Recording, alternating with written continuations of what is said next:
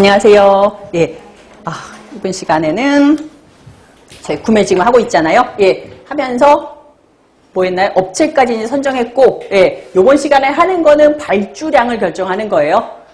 어떤 제품을 얼마만큼의 수량을 시킬 것인가. 그래서 적정 발주량 결정하는 거, 저장품 발주 방식, 그 다음에 발주량 계산하는 거. 요게 많이 나와요. 발주량 계산하는 게 사실은 키워드가 되는 거죠. 그 다음에 검수 방식까지 할게요.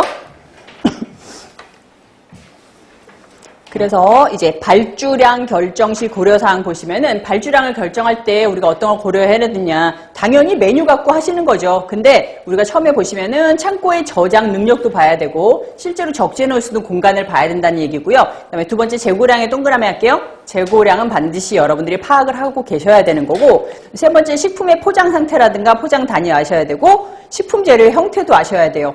그다음에 다섯 번째 계절적인 요인도 보셔야 되고, 여섯 번째 가격의 변화에도 좀 민감하셔야 되고, 일곱 번째 수량 할인율. 9개 사면 얼마인데 10개 사면 얼마더라. 좀 더 저렴하게 구할 수 있는 방법.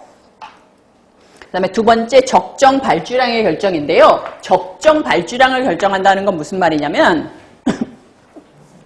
별표 2개만 할게요. 적정 발주량이 우리나라 말 중에서 제일 힘든 게 적당히 알아서 뭐 소금도 적당히 넣으라고 그러고, 예, 적정 발주량이라는 건 발주량도 알아서 이제 적정량을 해야 되는 건데, 적정 발주량은 동그라미 할게요. 저장 비용 동그라미, 주문 비용 동그라미. 반드시 두 가지를 고려해서 여러분들이 발주를 하셔야 돼요. 저장 비용과 주문 비용. 저장 비용과 주문 비용은 발주량과 주문 횟수에 따라 달라진다. 줄 끌게요. 발주량과 주문 횟수에 따라 달라진다. 그래서 저장 비용하고 주문 비용하고 우리가 발주량은 이거에 따라서 영향을 많이 받게 되는데, 특히나 적정 발주량은 얼마를 시켜야 잘 시켰다라는 얘기를 듣게 되냐면, 저장 비용에 해당하는 게 뭐가 있을까요? 네, 그렇죠. 네. 우리가 저장하기 위해서 드는 비용은 전기세가 들어가요. 왜냐하면 냉장고 돌려야 되니까. 예, 물건을 우리가 시킴으로 인해 가지고 갖고 있어야 되잖아요. 그거를 재고 비용이 드는 거죠. 여기서 여기가 전기세. 아니면 우리가 공간 활용. 창고를 갖다가 딴 걸로 쓸 수 있는데 쌀을 쌓아 놓으려고 내가 쓰고 있단 말이에요. 저거를. 그럴 경우는 창고 비용도 들어가는 거예요. 창고 임대료 같은 거. 그래서 저기에 들어가는 거 같은 경우는 우리가 재고를 보유하기 위한 비용인 거예요. 저기 말씀드린 전기세라든가 아니면은 저장시설. 여기다 창고 임대료 이렇게 쓸 수는 없으니까 저장시설 유지비. 저기에다 재고를 가져가기 위한 비용이다 라고 보시면 돼요. 여기 하나 더 들어가는 게 뭐 있냐면, 되게 어색하실 거예요. 이건 들어도 잘 모르실 거예요. 우리가 변폐 손실비라고 부르는데, 손실비. 변폐 손실비라고 부르거든요. 이게 무슨 말이냐면, 내가 이걸 갖고 있죠, 이 물건을. 혹시라도 몰라서 갖고 있다가 유통기한이 지나서 버리고, 아니면은 물이 새서 못 쓰게 되고, 아니면 햇빛이 너무 비치는 바람에 썩어 없어지고, 그런 걸 손실비용이라고 불러요. 변폐 손실비용이라고 부르는데, 이거는 만약에 내가 안 갖고 있으면 언제든지 새 걸 사오면 되니까 괜찮은데, 저걸 갖고 있었기 때문에 버리게 되는 비용도 생길 수 있다는 거예요. 무슨 말인지 아시죠? 예. 집에서도 여러분들이 그때그때 사다 먹으면 될 거를 내가 갖고 있으려고 시켜놨다 유통기한 지나서 없애버리잖아요. 그건 그냥 그대로 손실비용인 거예요. 그래서 저장 비용에 저것도 들어가요. 그러면 주문 비용에 해당하는 건 뭘까요? 주문 비용은 대부분이 인건비예요. 사람이 시키잖아요. 내가 시켜야 돼. 저쪽에서 주문받는 사람도 있어야 돼. 인건비가 거의 대부분이에요. 귀찮은 거죠, 내가. 오늘 시키고 또 시키고 또 시키고 또 시키고. 그리고 운송비도 들어가요. 한 번 시키면은 한 번 올 거를, 주문 비용 같은 경우는 계속 시키면은 운송 비용이 많아지는 거죠.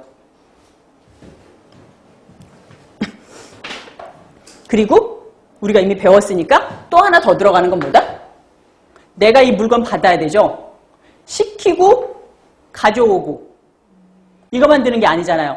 이게 제대로 왔는지 봐야 되잖아요. 그쵸? 검수 비용도 들어가요. 무슨 말인지 아시겠죠? 계란을 10판을 내가 한 번 시키면 한 번만 검수하면 되잖아요. 근데 한 판씩 10번 시키면 10번 시키는 거 들어가고 이 사람 10번 갖고 와야 되고 내가 10번을 제대로 확인해야 된다는 얘기예요.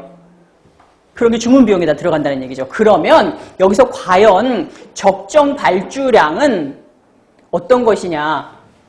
저장 비용과 주문 비용을 합했을 때 가장 적은 비용이 들어가는 것이 적정 발주량이더라 이렇게 계산이 되거든요.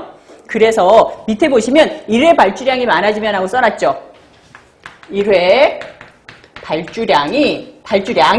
발주량이 많아지면 그다음에 1회 발주량이 적어지면 어떤 경우가 생기느냐라는 건데 그러면 우리가 저장 비용하고 주문 비용하고 1회 발주량이 많아요. 그러면 어떤 비용이 커져요? 저장 비용은 높아져요. 한꺼번에 잔뜩 시키니까. 그 대신에 주문 비용은 낮아지죠. 근데 1회 발주량이 적어져요. 조금씩 자주자주 시켜 내가. 그러면은 저장 비용은 줄어들지만 주문 비용이 올라간다는 얘기예요. 이해되시죠? 제가 이렇게 물어본다면 답변할 수 있겠죠. 1회 발주량이 적다, 많이 시킨다. 그러면은 저장 비용은 내려가지만 주문 비용은 올라가더라. 이렇게. 그래서 밑에 경제적인 발주량이라고 나오는데 경제적인 발주량, 이거 Q라고 부르는데 경제적인 발주량이라는 거는 연간이에요. 연간 저장 비용과 주문 비용의 총합이 가장 적은 지점이더라.